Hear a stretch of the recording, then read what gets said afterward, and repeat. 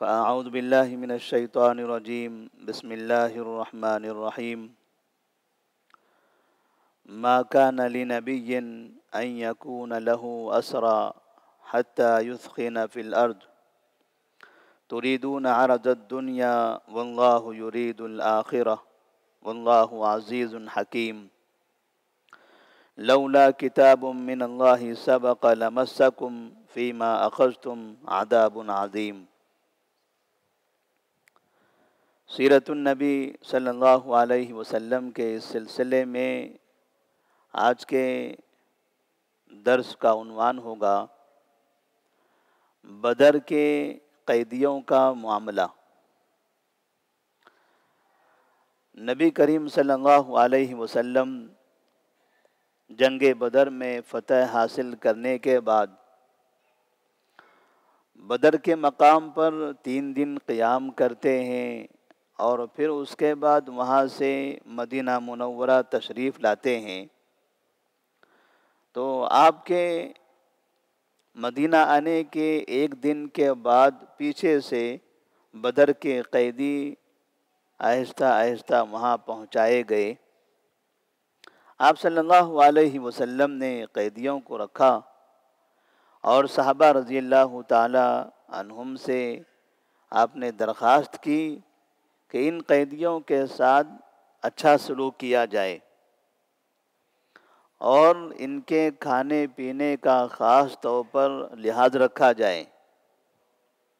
تو صحابہ رضی اللہ تعالی عنہم میں سے حالت یہ تھی کہ بعض صحابہ جن کے پاس کھانے کے لیے کچھ کم ہوا کرتا تھا وہ پہلے قیدیوں کو کھلایا کرتے تھے، بعد میں خود کھاتے تھے، یا اچھا کھانا قیدیوں کو کھلاتے تھے اور جو تھوڑا سا کم والا ہوتا تھا، کم معیار والا، وہ خود کھا لیتے تھے۔ تو نبی کریم صلی اللہ علیہ وسلم نے اس طرح سے قیدیوں کے ساتھ برتاؤ کرنے کا آپ کو حکم دیا تھا۔ اور یہ قیدیوں کا معاملہ مسلمانوں کی زندگی میں پہلی مرتبہ پیش آیا تھا۔ ابھی تک کے مسلمانوں کے پاس کوئی قیدی ہوا نہیں کرتا تھا۔ 13 سال تک مکہ میں تھے، خود قیدیوں کی طرح زندگی صحابہ نے گزاری ہے، پریشان۔ اور مدینہ میں آنے کے بعد پہلی مرتبہ ایسا موقع تھا کہ یہاں پر مکہ کے 70 قیدی آپ صلی اللہ علیہ وسلم کے ہاتھوں میں تھے۔ تو آپ صلی اللہ علیہ وسلم نے یہ چاہا کہ صحابہ رضی اللہ تعالی عنہم سے مشورہ لیا جائے، ان قیدیوں کا کیا کریں؟ قیدی تو جنگ میں جمع کر کے ہم لے کر مدینہ تو پہنچ گئے، مگر اب ان کا کرنا کیا ہے؟ کیا انہیں چھوڑ دیا جائے تاکہ واپس اپنے شہر مکہ چلے جائیں، یا پھر ان سب کو قتل کر دیا جائے؟ اس لیے کہ قیدیوں کے اندر بڑے بڑے جنگی مجرمین بھی تھے، جن لوگوں نے نبی کریم صلی اللہ علیہ وسلم کو، صحابہ رضی اللہ تعالی عنہم کو بے انتہا تکلیفیں دی تھی، ایسے افراد بھی تھے۔ لہذا آپ صلی اللہ علیہ وسلم نے ابو بکر صدیق اور عمر فاروق رضی اللہ تعالی عنہما کو بلایا اور ان قیدیوں کے بارے میں ان دونوں سے مشورہ لیا کہ ان قیدیوں کا کیا کرنا چاہیے، ان کا انجام کیا ہونا چاہیے۔ چونکہ ابوبکر صدیق، عمر فاروق رضی اللہ تعالی عنہما نبی کریم صلی اللہ علیہ وسلم کے انتہائی قریبی تھے اور آپ کے رازدار تھے، آپ کے مشیر بھی تھے۔ تو ابوبکر صدیق رضی اللہ تعالیٰ عنہ سے جب پوچھا گیا تو انہوں نے فرمایا، یا رسول اللہ، ہؤلاء بنو العم والعشیرۃ والاخوان۔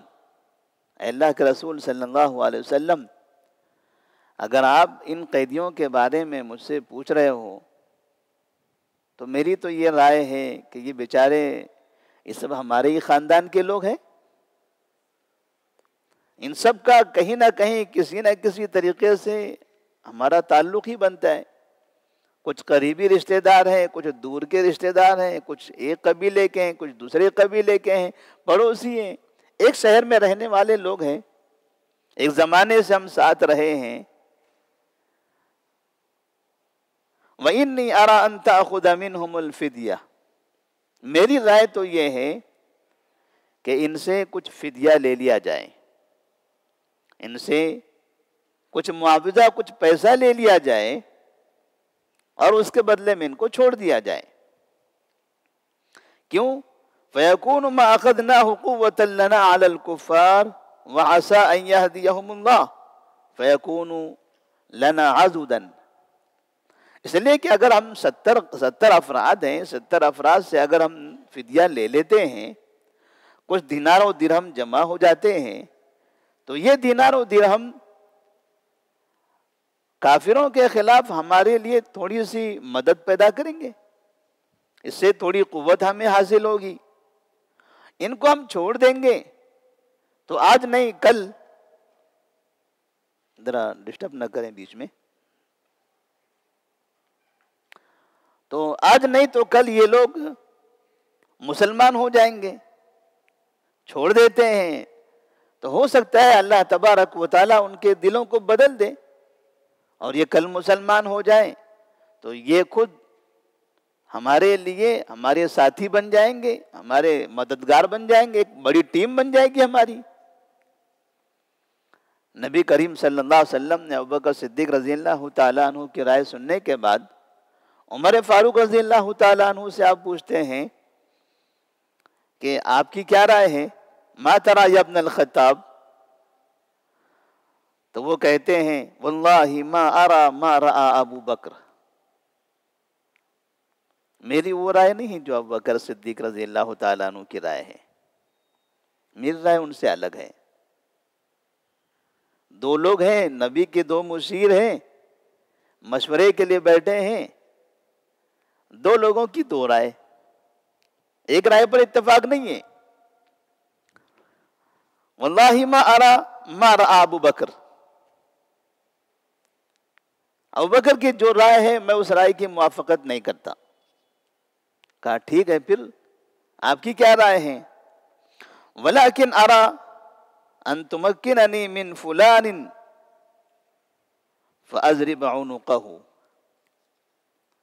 میری رائے تو یہ ہے یہ 70 قیدیوں میں سے جو میرا سب سے قریبی آدمی ہے اسے میرے حوالے کر دو، میں ان کا قتل کر دوں گا، تاکہ اسلام کی خاطر کفر سے تھوڑی سی محبت باقی نہ رہے، انہیں سمجھ میں آئے کہ ہم کفر اور کافر دونوں سے نفرت کرتے ہیں، چاہے وہ قریبی ہو، رشتہ دار ہو، قبیلے کا ہو، کوئی بھی ہو. جو میرا قریبی ہے اسے میرے حوالے کرو، میں اسے قتل کر دیتا ہوں. اور علی رضی اللہ تعالیٰ عنہ کے حوالے عقیل بن ابی طالب کو کر دو، ان کے بھائی عقیل کو علی رضی اللہ تعالیٰ عنہ کے حوالے کر دو، وہ انہیں قتل کر دیں. اور حمزہ رضی اللہ تعالیٰ عنہ ان کے جو رشتہ دار ہیں وہ ان کے حوالے کر دیں، وہ انہیں قتل کر دیں. اس طرح سے رشتہ داروں کو ان کے رشتہ داروں کے حوالے کر دیا جائے اور وہ لوگ اپنے ہاتھوں سے ان کا قتل کر دیں. نبی کریم صلی اللہ علیہ وسلم نے رائے سنی، خاموشی اختیار کی آپ نے. وجہ کیا تھی اس کی؟ عمر فاروق رضی اللہ تعالیٰ عنہ، ابوبکر صدیق رضی اللہ تعالیٰ عنہ، دونوں کی رائے میں اختلاف.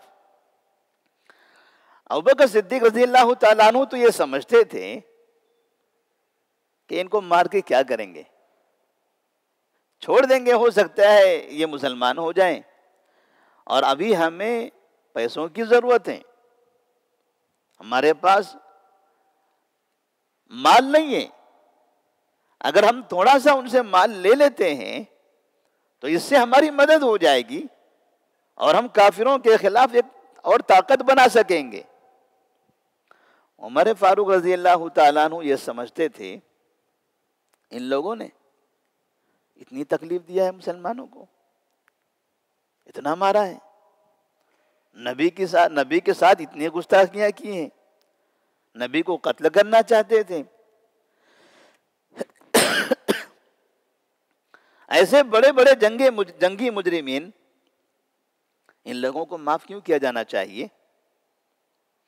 اس لیے کہ مجرم ایسے تھے وہ کہ اگر کسی بھی جگہ دنیا کے اندر اس طرح کے مجرمین کو پیش کیا جائے تو باقاعدہ وہاں ان کے قتل کا فیصلہ صادر ہو جاتا. تو عمر فاروق رضی اللہ تعالیٰ عنہ نے اسی طریقے سے وہ رائے پیش کر دی.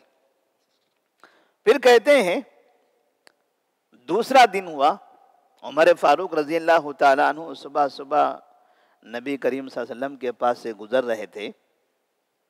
انہوں نے دیکھا کہ آپ صلی اللہ علیہ وسلم رو رہے ہیں، ابوبکر صدیق رضی اللہ تعالیٰ عنہ بھی رو رہے ہیں.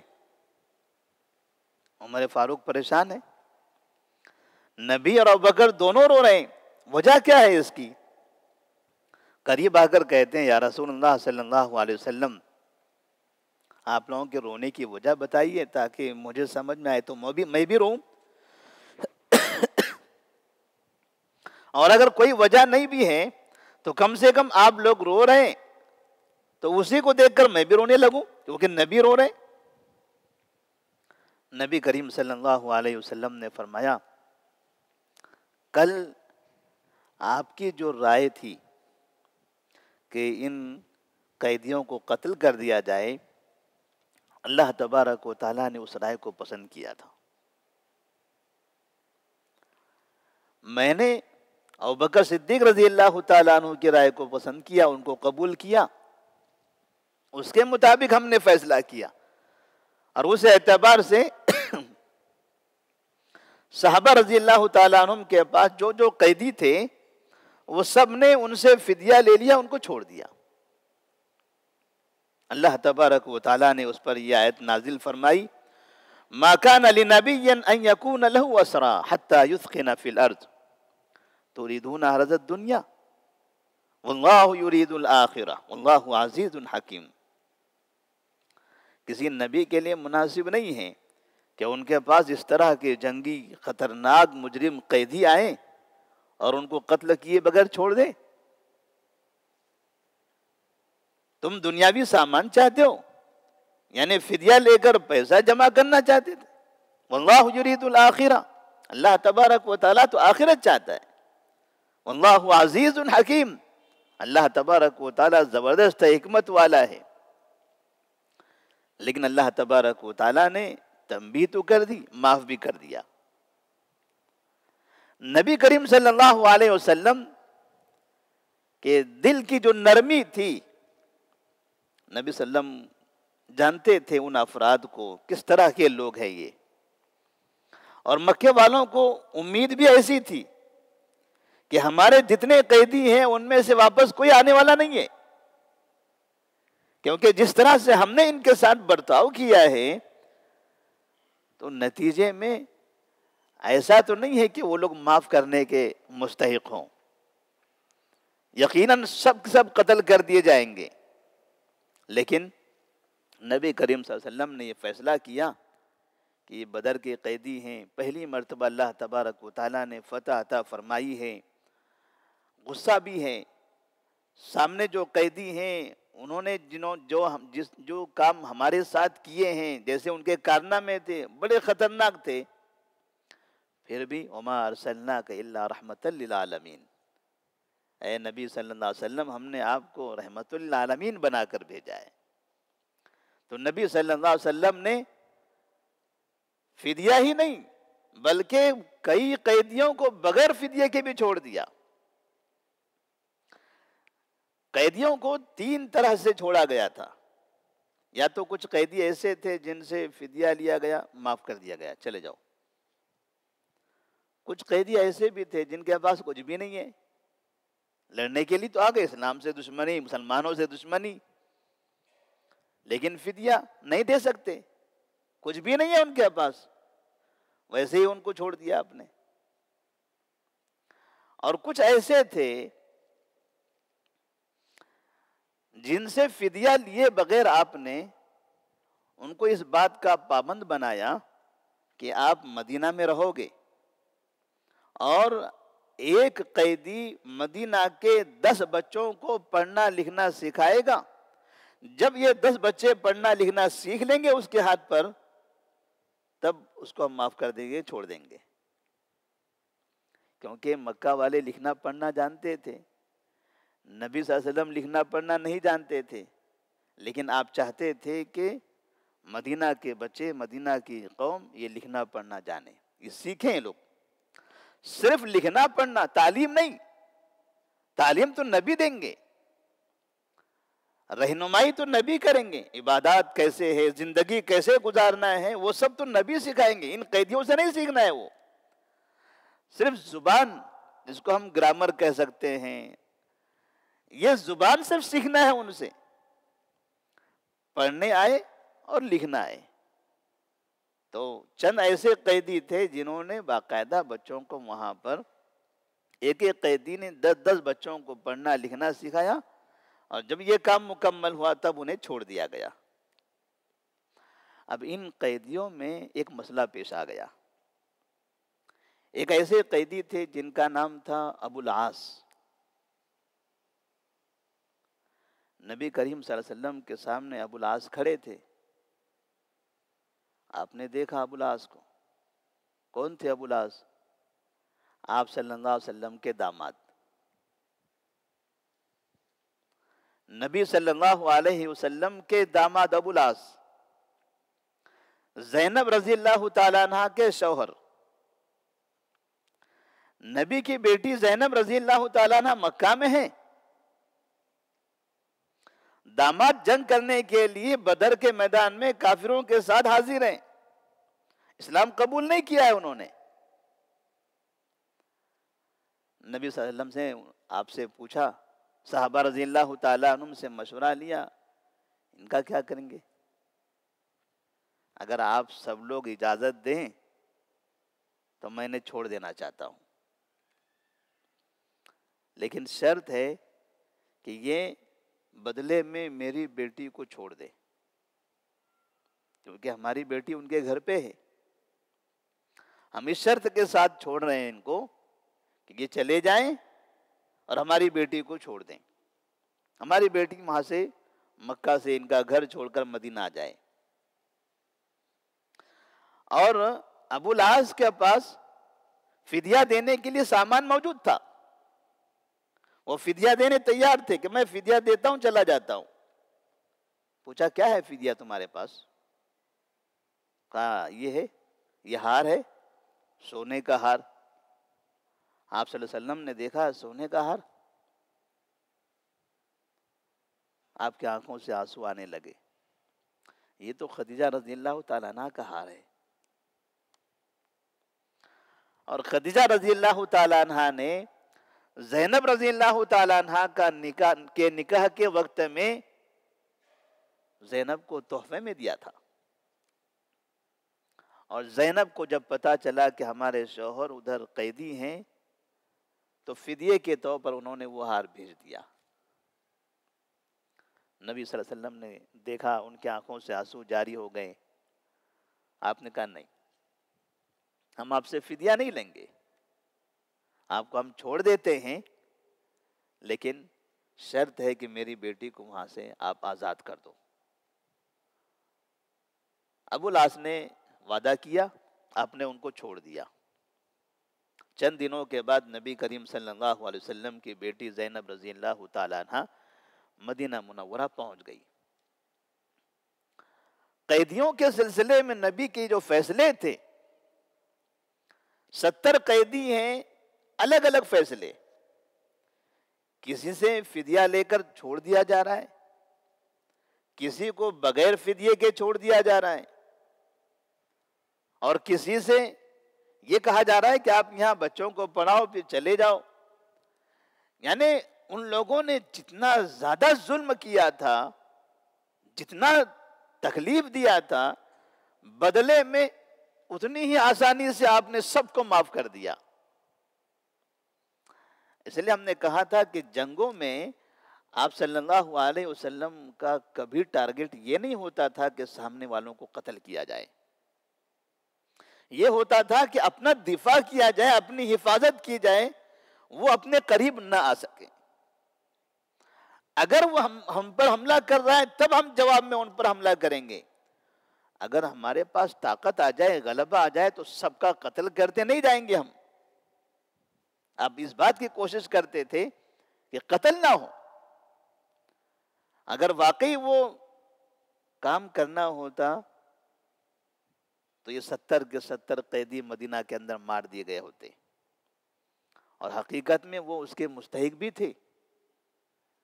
مکہ والے سمجھتے بھی تھے کہ اب ان کا خاتمہ ہو جائے گا، کیونکہ ان لوگوں نے مدینے والوں کے ساتھ ایسا ہی برتاؤ کیا تھا۔ اس واقعے سے اسلام کی وہ شکل دنیا کے سامنے آتی ہے۔ اسلام اور مسلمان اپنے ساتھ برائی کرنے والے کا انتقام بھی نہیں لیتا۔ نبی کی توہین کرنے والے، نبی کی گستاخی کرنے والے، نبی کو مارنے والے، صحابہ پر ظلم کرنے والے، صحابہ کو ستانے والے، بھوکا رکھنے والے، قتل کرنے کی کوشش کرنے والے، صحابہ نے اتنی آسانی سے سب کو معاف کر دیا۔ اس لیے کہ یہ معافی یہ تمام ظالمین کو اسلام کی طرف ڈھکیل کے لانے والی ہے۔ معاف کرنے کے بعد اب وہ ظالم اپنے ظلم پر کبھی باقی نہیں رہیں گے، ساری زندگی ان کے سر پر احسان کا بوجھ رہے گا، اور وہ سمجھیں گے کہ ہم جن کے ساتھ رہے یہ تو صرف مارنے اور کاٹنے کی بات کرتے تھے، اور جن کے ساتھ ہم نے برا سلوک کیا ان کے ہاتھوں میں جانے کے بعد بھی انہوں نے اتنی آسانی سے ہم کو معاف کر دیا۔ اور نتیجہ ایسا ہوا بعد میں کہ ان قیدیوں میں سے جو لوگ چھوڑ دیے گئے تھے اکثر لوگ مسلمان ہو گئے۔ تو دنیا کے اندر یعنی اس طرح کے واقعات، حادثات پیش آتے ہیں۔ مسلمان انتقام لینے کے لیے بہت جلدی آگے دوڑتے ہیں۔ کسی نے کوئی برائی کی، پورا ملک انتقام لینا چاہتا ہے، پوری دنیا کے مسلمان انتقام لینا چاہتے ہیں، پھانسی دو، قتل کر دو، ہمارے حوالے کر دو، کاٹ ڈالیں گے، جلا دیں گے، مار دیں گے۔ جو نبی کے سامنے، نبی کے شہر کے اندر، صحابہ کی آنکھوں کے سامنے نبی کو تکلیف دیتا تھا، مارتا تھا، قتل کرنے کی کوشش کرتا تھا، نہ جانے کس کس طرح کی پریشانی تھی، ان سب کے باوجود نبی نے معاف کر دیا۔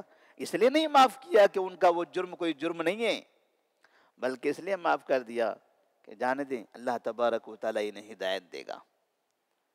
جیسے پہاڑ کا فرشتہ آ کر کہتا تھا اس شہر کے لوگوں نے آپ کو بہت تکلیف دیا، اب کہہ دے تو میں پہاڑوں کے درمیان کو پیس کر رکھ دوں۔ نبی نے فرمایا نہیں، مجھے انتقام نہیں لینا، انہوں نے مجھے مارا ہے، میری بے حرمتی کی ہے، میرے ساتھ گستاخی کی ہے، یہ مجھے جانتے نہیں ہیں، میرا کیا مقام و مرتبہ ہے انہیں نہیں پتا ہے۔ جس دن رسول اللہ صلی اللہ علیہ وسلم کا مقام، اس کی عظمت، ان کا مرتبہ انہیں سمجھ میں آ جائے گا، اس دن کے بعد پھر کبھی یہ میرے خلاف نہیں بولیں گے۔ یہ ہے نبی صلی اللہ علیہ وسلم کا طریقہ، یہ ہے صحابہ رضی اللہ تعالی عنہم کا طریقہ، اور یہ طریقہ ہے دنیا میں۔ یہ ایسے نہیں کہ وہ ایک زمانہ تھا، 1400 سال پہلے کی باتیں تھی، وہ ختم ہو گئی، اب یہ 2022 ہیں، اب زمانہ الگ ہے، اب یہاں الگ کرتب دکھانا ہے، یہاں کا ماحول الگ ہے۔ 2022 میں ہے تب بھی 1400 سال پہلے جو سیرت تھی اسی کو اپنانا ہے۔ 2022 میں ہے، 10,022 میں کیوں نہ چلے جائیں مسلمان، تب بھی ان کو نبی کے زمانے کی جو زندگی تھی مکہ اور مدینہ کی، اسی زندگی کو آئیڈیل بنانا ہے۔ یہ نہیں سمجھنا ہے کہ وہ گھوڑوں کا زمانہ، کھچروں کا زمانہ، پرانا زمانہ، پیدل سفر کرنے والوں کا زمانہ اب وہ نہیں رہا۔ اب ہم الگ دنیا میں آ گئے، چاند پر چلنے جانے والے، سمندروں میں غوطہ لگانے والے ہو گئے ہم۔